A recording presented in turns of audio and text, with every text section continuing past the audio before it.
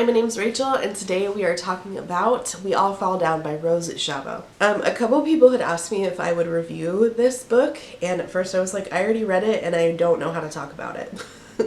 Because it's the weirdest fucking thing I've ever read in my life. So funny thing is I already read this months ago. I think I briefly talked about it in another video and I was like, I don't know, there was like a dog running a gang and nothing made sense and I didn't like it. 2 stars. The cover was gorgeous. I got approved for an ARC. I dove in and was immediately confused from page 1, ended even more confused than I had began. Like I had more questions than I had answers. And I couldn't even tell you how it ended, to be honest. I have no clue. That has completely left my brain. It has taken a taxi, gone downtown, got on a plane at Tampa Airport and flew into international waters and left. It cannot be retained. It can't bring it back in for questioning. It's gone. She's gone.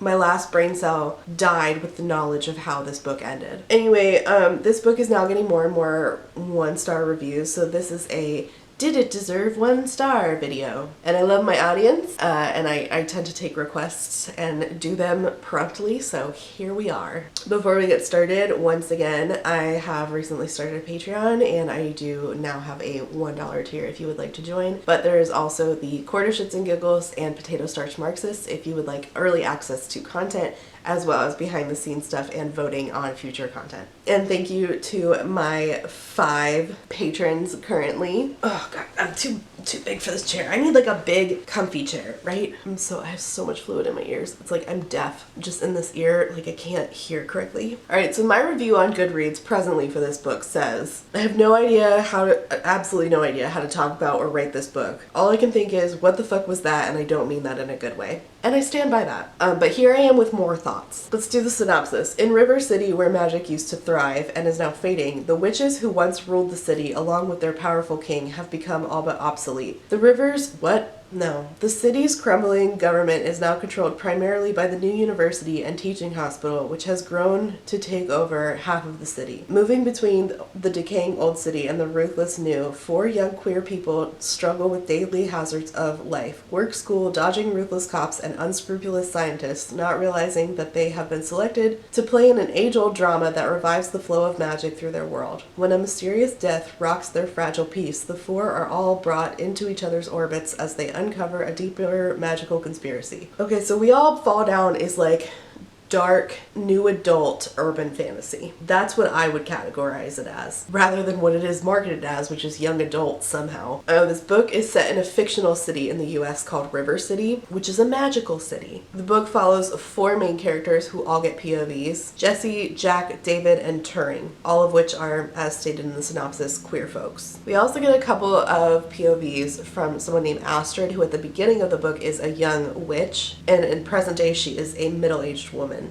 Witch. But at the beginning of the book, when the events that kick off, the king is overthrown and the queen is going into labor, and Astrid is this young witch who goes to the queen who's in labor. She's having her son. Oh god, there's so much fluid. But she also gives birth to this thing that has like a bunch of tentacles and it like crawls away, and Astrid was like, the fuck was that? Anyway, the queen dies, king's overthrown, there is no more king.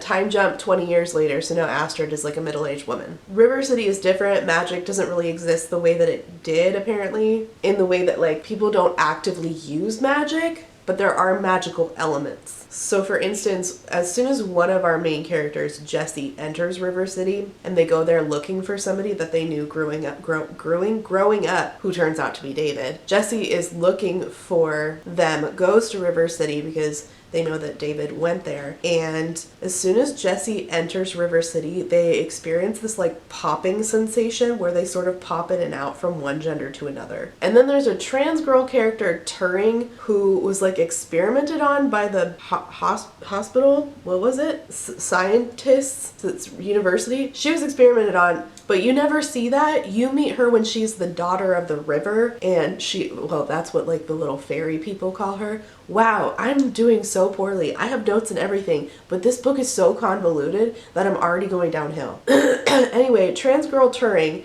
has tentacles, and in the end it's like, oh, she was the princess, and it's like, okay, but I don't care. There's also a gang boss who's under a curse and is cursed to live in the body of a German shepherd. So as I said, there's definitely magical elements, right?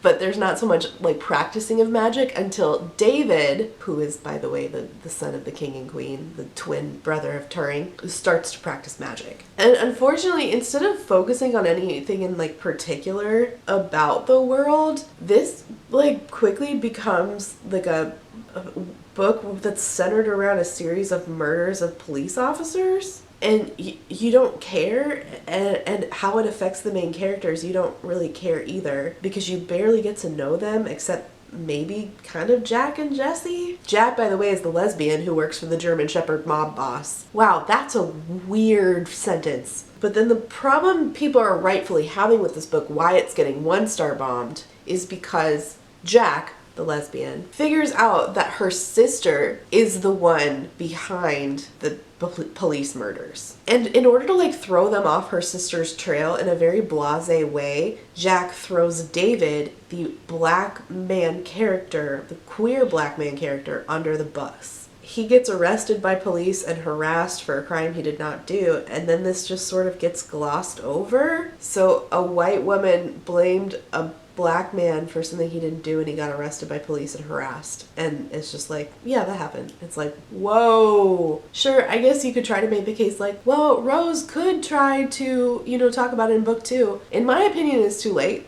You had plenty of time in this book doing all this weird shit where you could have at least like said, hey, that was fucked up. Like, bare minimum, that could have been it. But no, instead it's just like glossed over. It was so weird to throw him under the bus because her sister, it was so fucked. Like it just came out of fucking nowhere. There was no reason for it. And then it just got glossed over like, well, that happened. The fuck? From a craft standpoint, this book is just not very good. It's just trying to do too much while doing very little. Every single thing, the characters, the magic, the world, the setting, like within settings, like the university, the club that Jack works at, is all so convoluted and not explained. So there's really just like not much to enjoy here. The only reason it gets 2 stars instead of 1 from me is because, and this is extremely subjective, the setting sort of felt like later seasons of Buffy the Vampire Slayer. I can't explain that to you. It's just in that vein of like dark urban fantasy, and for a second I felt like, oh man, I miss Buffy. This kind of feels like Buffy. Just for a second though. Again, that could be just me like projecting that onto the book rather than a quality of the book itself, so do not take my word for it. You might read it and not feel that way at all. This actually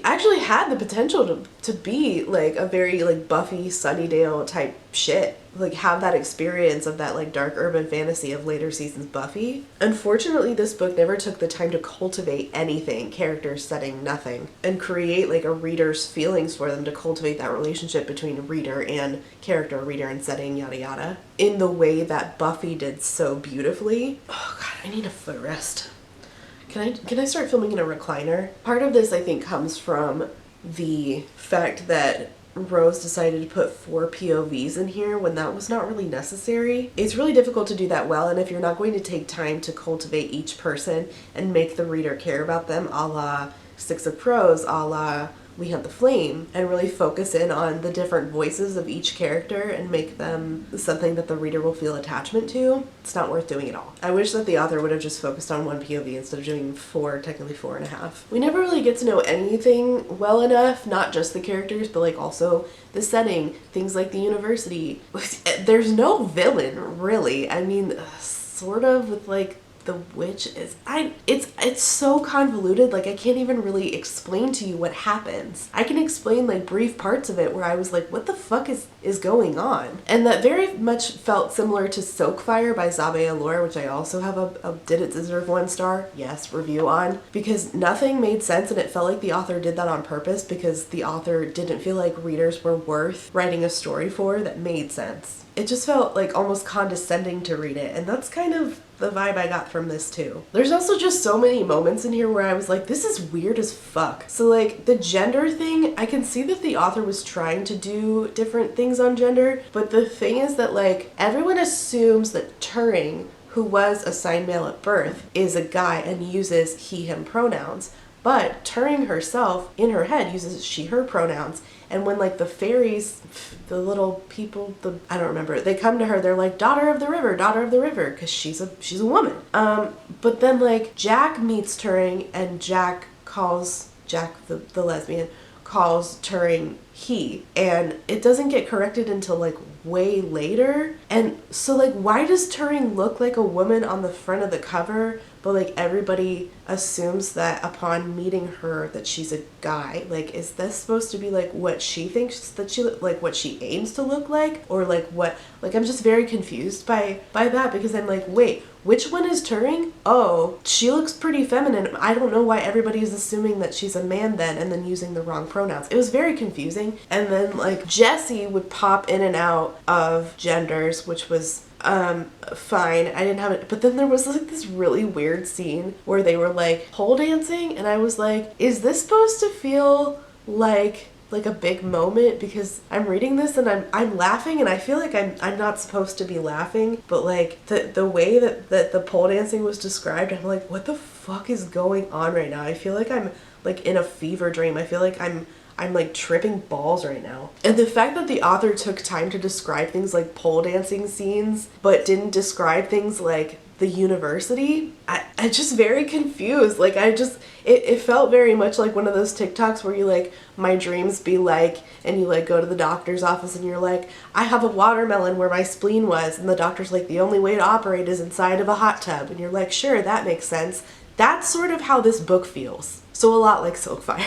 Anyways, yeah, this book has that racist part in it, and for sure that was shitty, so I completely understand why people are giving it 1 star. So that's my best review I can do on Silkfire. I'm not gonna go through and read because there's no point. There's no point of me sitting through and like reading you bits and pieces of this book. It's ridiculous. It's bad. If you want to have a bad time in a fever dream, sure, read it, I guess. If you like all vibes and literally nothing else, just like vibes, and this would probably be a great book to like eat a pot brownie and then put on Pink Floyd and then try to read. I'm sure you would get a lot out of that. Would you remember the plot at the end? Absolutely not. Because even sober, I don't. So yeah. Alright, well that's it. Yeah, I guess it does deserve 1 star. I guess I should change my rating on Goodreads. At least I finished this as opposed to Silkfire, which I did not finish at all. Anyway, leave your questions and comments down below. I'm sure you have a lot of questions. I'll do my best to answer them, but yikes! Thanks so much for watching, and I will see you next time. Bye!